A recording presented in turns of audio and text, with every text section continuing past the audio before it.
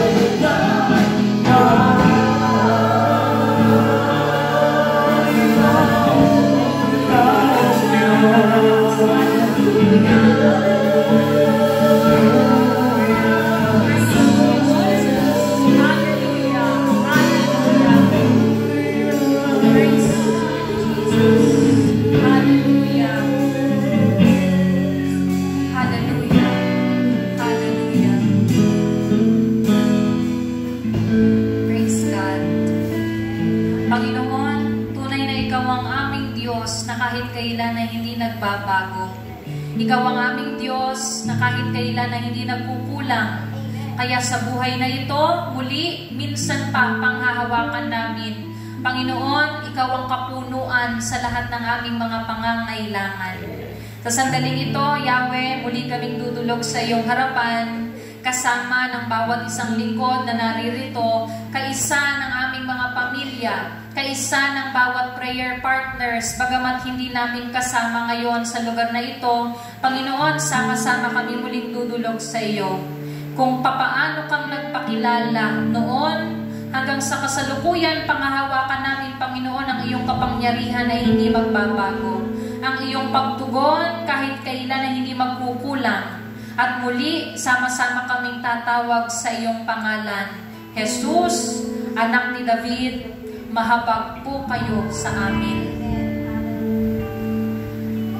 Sa sandali pong ito, muli tayong dumulog sa harapan ng ating Diyos para sa ating mga personal na kahilingan. Maaari niyo pong hawakan ang inyong mga prayer requests, mga bagay na nais na ipanalangin sa Diyos, at muli tayong dumulog, lumapit sa banal na trono ng ating Diyos. Huwag tayong magpapigil sa kung ano man ang ating nararamdaman ngayon. Huwag tayong matakot sa kung ano man ang ating pinagdaraanan ngayon, at maging sa darating pang panahon, dahil maaasahan natin ang ating Diyos. Sa ngalan ng Ama, ng Anak, ng Espiritu Santo. Amen. O Diyos, tunay nga na kahit kailan na hindi ka nagbabago. Ikaw ang Diyos noon, ngayon, magpakailanman. Ikaw ang Diyos na tumulong sa amin noong kami ay walang-wala. Ikaw ang Diyos na nagpagaling sa amin noong kami may karamdaman. Ikaw ang Diyos na nagbigay sa amin ng pag-asa noong kami ay minsang mawalan nito. Ikaw ang Diyos na nagbangon sa bawat isang nahihirapan sa buhay namin ito. At sa kasalukuyan, Panginoon, hindi lingid sa iyo ang aming mga pinagdaraanan ngayon.